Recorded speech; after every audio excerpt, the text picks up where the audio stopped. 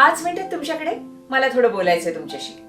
जो कंटाळत कंटाळत यथा तथाच करतो काम, त्याला कसा पावेल त्याच्या ध्येयाचा राम. यथा सांग रे कर्म तेही घडेना, घडे धर्म तो पुण्य गाठी पडेना. दया पाहता सर्व भूती असेना, फुकाचे मुखी नाम तेही वसेना. यथासांग म्हणजे काय रे?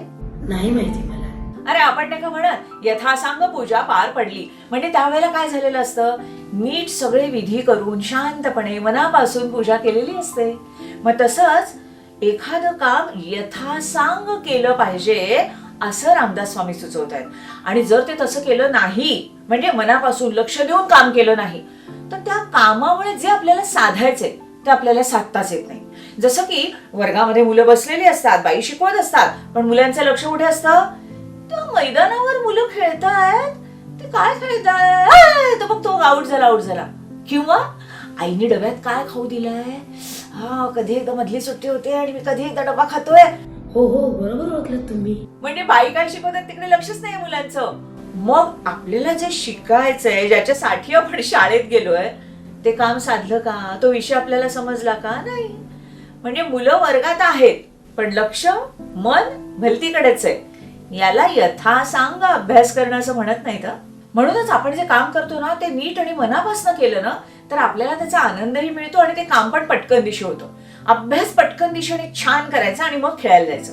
म्हणजे मग काय होतं, खेळताना फक्त खेळता येतं. त्यावेळेला अरे बापरे गृहपाठ राहिलाय, आता जो गृहपाठ नाही पूर्ण झाला तर मग बाई रागवतील वगैरे वगैरे विचार मनात येणार नाही आणि खेळताना आपण पटकन आउट होणार नाही. काय हा हे एकदम पटलं.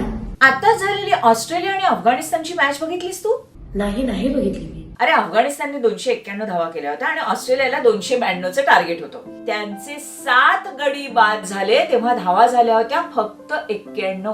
आता अफगाणिस्तान जिंकणार असंच सगळ्यांना वाटत होतं, पण त्यावेळेला 6 नंबरला मॅक्सवेल खेळायला आला आणि रेकॉर्ड केलं त्यांनी. 201 धावा करून तो नाबाद राहिला. आणि हे केव्हा? जेव्हा त्याला पाठदुखीचा प्रचंड त्रास होत होता. त्याला धावता येत नव्हतं, चालता सुद्धा येत नव्हतं, एका जागी उभं राहून चौकार षटकार मारत होता तो. प्रचंड पाठ दुखत होती त्याची. एकदा तर ग्राउंडवर लोळण घेतली त्यांनी. त्यानं एकट्यानं या सगळ्या धावा केल्या आणि ऑस्ट्रेलियाला जिंकवून दिलं. यथासांग काम केलं, मनापासून काम केलं, जीव तोडून काम केलं की काय होतं ह्याचं उत्तम उदाहरण आहे. मला एक गंमत वाटते की तुम्ही मनाच्या श्लोकाचा अर्थ सांगताना चक्क क्रिकेट मधलं उदाहरण दिलं. अरे म्हणजे काय, मनाच्या श्लोकाचा आजच्या काळाशी सुसंगत असा अर्थ सांगते ना मी. मग आजच्या काळातली उदाहरणं येणारच. आणि खरंच सांगते तुला, खेळताना क्रिकेटच्या ग्राउंडवर केवढं टेन्शन असेल त्या खेळाडूंना. एवढी गर्दी असते, त्यांचा कोलाहल, आरडाओरडा. आणि त्याच्यामध्ये शतकाच्या जवळ पोहोचल्यानंतर मला आता फक्त 5 धावा करायच्यात, मला आता फक्त 3 धावा करायच्यात आणि मग एक रेकॉर्ड मोडलं जाणार आहे वगैरे वगैरे. जेव्हा मनात कोलाहल चालू होतो त्यावेळेला बहुतेकदा खेळाडू आउट होतात. मनाचं संतुलन राखता येणं ही खूप महत्वाची गोष्ट असते आणि हेच समजवण्यासाठी हा मनाच्या श्लोकांचा उपक्रम मी सुरू केलाय.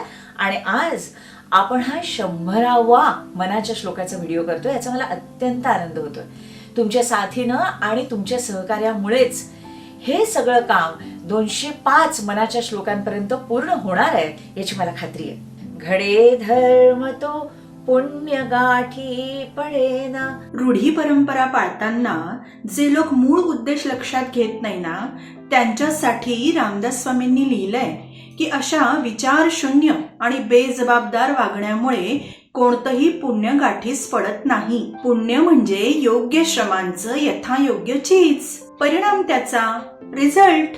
देवाधर्माच्या नावाखाली सण उत्सव साजरे करताना लाऊडस्पीकरवर अचकट विचकट गाणी लावणं, ओंगळवाणी नृत्य सादर करणं, समुद्रामध्ये नद्यांमध्ये प्लास्टर ऑफ पॅरिसच्या मूर्त्या विसर्जित करणं आणि पाणी प्रदूषित करणं हे खरं धर्मपालन म्हणता येणार नाही. कारण त्यामुळे पाण्यातल्या सजीवांच्या आरोग्याला अपाय होतो. वड पूजायचा सोडून त्याच्या फांद्या कापणं, वडाची कत्तल करणं आणि धर्माच्या नावाखाली कोंबड्या बकरे कापणं यांनी पुण्य लाभेल? जगाच्या कानाकोपऱ्यात आपण कुठेही जन्माला आलेलो असलो तरी आपला एकच धर्म असला पाहिजे आणि तो म्हणजे माणुसकीचा.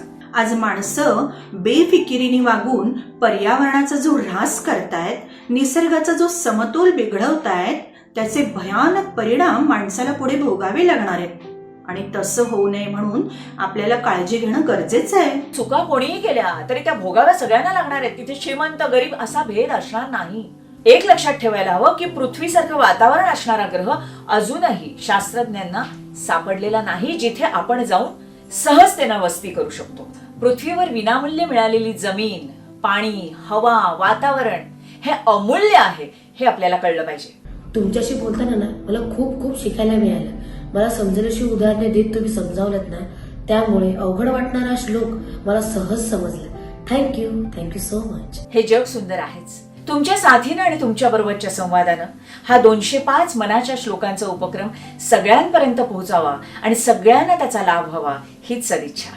म्हणा बघू माझ्यासोबत, इतना तो हम कर ही सकते हैं. जय जय रघुवीर समर्थ